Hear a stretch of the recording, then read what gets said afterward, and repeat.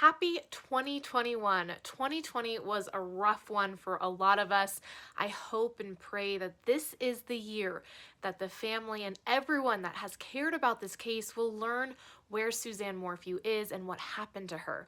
I've been to Chaffee County to get more answers, and I've spoken with people who are very close to this case. I've been trying to get in touch with one guy in particular, a friend of Barry Morphew, Suzanne's husband in Maysville.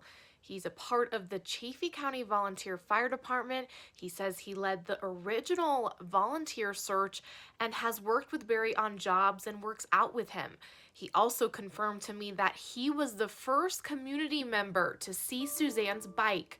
After a few attempts to reach George Davis, he finally spoke with me despite Barry telling me he wouldn't.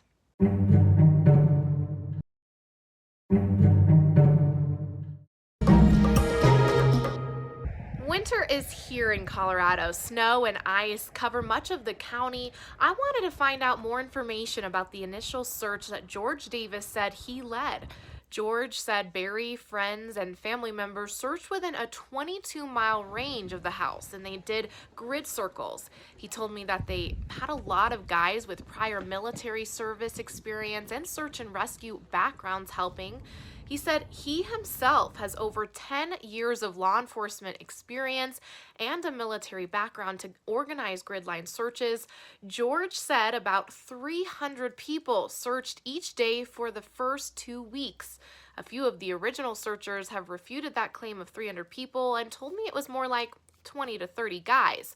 Also, Chaffee County Sheriff John Speasy said in his first and only press conference that they had over 200 people searching for Suzanne in the first week with over 2,000 man hours. Anyway, George said that all the information they got, they gave directly to the sheriff's office. He seemed to really understand how important the first 72 hours were to the investigation.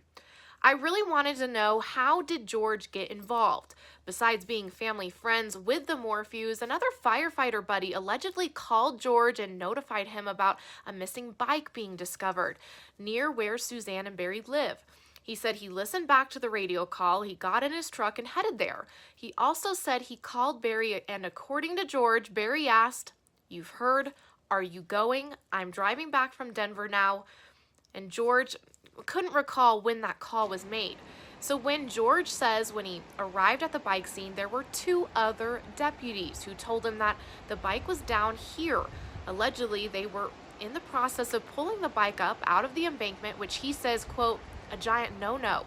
He said they shouldn't have touched it, kept it where it's at, took pictures before removing it. He continued by saying there were a lot of things that the sheriff's office did like that, but chopped it up as being a small town law enforcement agency that don't see this sort of thing often and don't know everything. George said he thought the deputy's thought process was that, Suzanne went over the bank and then she just went home. I have not been able to verify from the two other deputies' accounts of what the bike scene looked like and if they properly processed the scene appropriately. I asked if the bike was damaged to George, and he said it was not damaged. George then said there is a little more to it, but the sheriff's office has that information. His theory was that Suzanne did not ride off the road. George also said definitely not an animal attack, and he repeated that statement.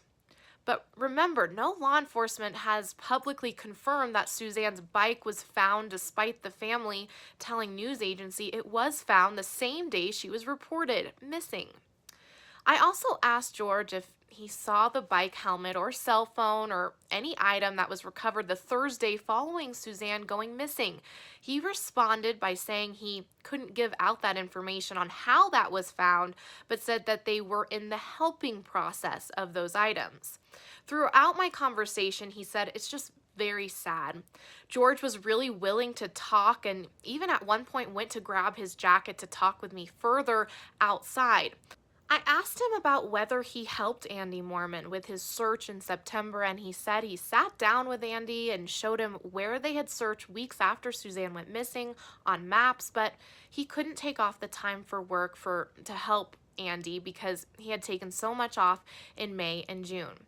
I also asked if he had been in touch with Trevor Noel and why he had gone so silent since the end of May. Us in the media thought he was the spokesperson for the family. George said he didn't know, but did say that he hasn't spoken with Trevor since about 3 or 4 weeks after Suzanne went missing. George added that Trevor was very emotional about it the entire time. I started my conversation asking George if he had done any more searches or plans to. He said they hadn't because of weather issues. George did say that he and Barry were planning something and would talk about it when he would get back from a trip. Sounds like they are planning something for the 1 year anniversary of Suzanne's disappearance, perhaps a statement. George Davis wasn't the reason why I went to Chaffee County. I think it was just good timing. While in Salida, I also stopped by the sheriff's office, but unfortunately, their offices were closed. However, I noticed that Suzanne's missing flyer is taped to the front door, a big difference from my last visit, so people who enter and leave will be reminded of her. Another thoughtful thing happening for Suzanne is that a group of ladies are collecting funds for a bench, bricks, and tree to be placed at the new skate park in the center of Salida, so those who visit will always remember her as well. I'll have information below if you'd like to donate. Thanks so much for watching. Please leave a comment and let me know what you all want me to talk about next. I promise the next video will be made much sooner than later. Follow, like, subscribe, all that jazz. Continue to keep Suzanne's name out there. Someone knows more and will hopefully come forward soon if they haven't already. Until next time.